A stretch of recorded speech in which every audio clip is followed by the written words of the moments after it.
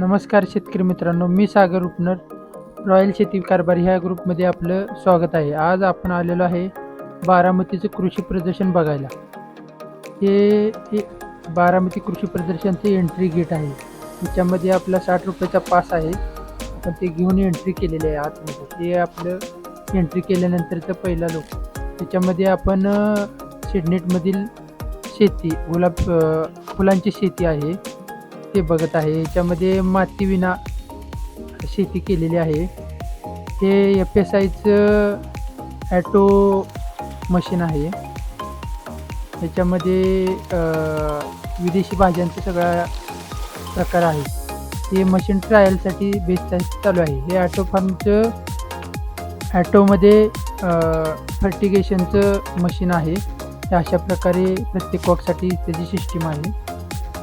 हे अशा प्रकारे शोसाठी हे कमी जागेत आपण अशा भाज्या करू शकतो आपण. यासाठी ते एक हे कमी जागेमध्ये केलेलं हे आहे.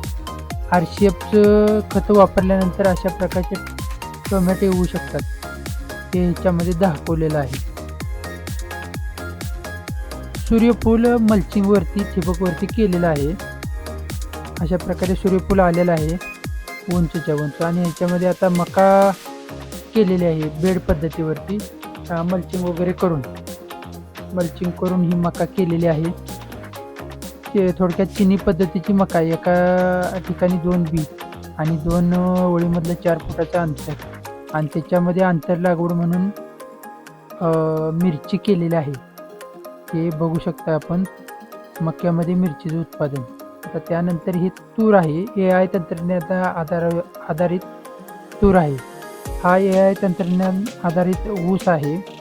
त्याच्यामध्ये AI टेक्नॉलॉजी वापरून अशा प्रकारे ऊसाचं उत्पादन घेतलेलं आहे. सगळ्या प्रकारचे वाण ह्या ऊसाचे याच्यामध्ये आहेत. हे अशा प्रकारे ठिबक इरिगेशन वगैरे आणि असा ऊस आहे. हे कृषी प्रदर्शनामध्ये आल्यानंतर फोटो काढण्याचं एक ठिकाण आहे. आणि हे याच्यामध्ये एक सजावट आहे. जुन्या प्रकारचा नांगर वगैरे आहे ह्याच्यामध्ये. ही फुलांची शेती, वेगवेगळ्या प्रकारची फुलं आहेत. प्रत्येक फुलांचे वेगवेगळ्या व्हरायटी लावलेल्या आहेत. हे एंट्री गेट आहे. त्यांचे संशोधन केंद्राचं जे मुख्य ऑफिस आहे तेथील एक हे एंट्री गेट आहे. याच्यामधून आपण चालू जाऊन पुढच्या टप्प्याला आपण चाललेलो आहे. ते पुढच्या टप्प्यामध्ये बचत गटाकडून तयार केलेली एक ही म्हणजे देखावा आहे. अशा प्रकारे जुन्या पद्धतीचे हे आहे. आता आपण आलेलो आहे कंपन्यांचे प्रत्येक कंपनीची व्हरायटीची रोपे म्हणजे हे टेक्नॉलॉजीनुसार शेडनेटमधील सगळी टेक्नॉलॉजी पाण्याचे इरिगेशन फर्टिगेशन ह्याच्यामध्ये आहे. स्ट्रॉबेरी वगैरे हे सगळं लावलेलं आहे. हे शेडनेटमधील विना माती पाणी आणि कोकोपीट यावर आधारित ही केलेली शेती आहे. हे पॉली हाऊसमधील शेती आहे. हे बघू शकता आपण टोमॅटो वगैरे. आता बघायला आलेलं आहे आपण मत्स्य शेती. अशा प्रकारे टँक तयार केलेला आहे आणि त्याच्यामध्ये मासे सोडण्यात आलेले आहेत. आता हे कमी जागेमध्ये आपण मत्स्य शेती करू शकतो. कमी जागेमधील बायोफ्लॉक मत्स्य शेती आहे. हे अशा प्रकारे कमी जागेमध्ये आपण मत्स्य शेती करू शकतो. माशाची शेती करू शकतो. मासेपालन करू शकतो. आणि त्यानंतर हे त्याच्या साईडलाच आहे ॲक्वापॉनिक मत्स्य शेती.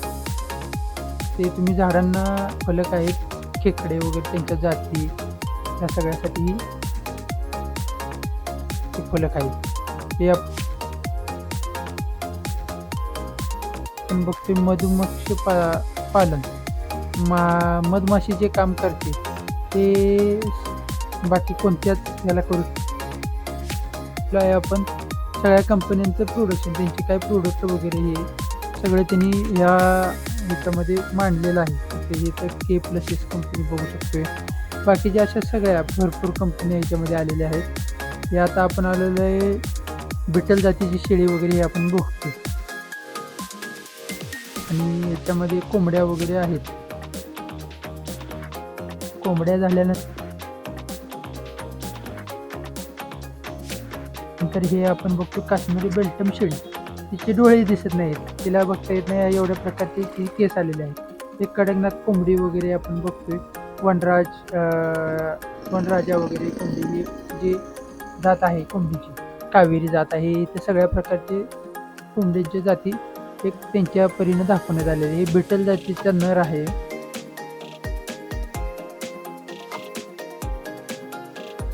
पुंगरू जातीची ही गाय आहे. आणि हा काळा कपिला बैल आहे. हे जगताप यांचे काळा कपिला बैल. आणि हे बाकीचे वळू आहेत, किल्लारमधील वळू आहेत हे. त्यानंतर आपण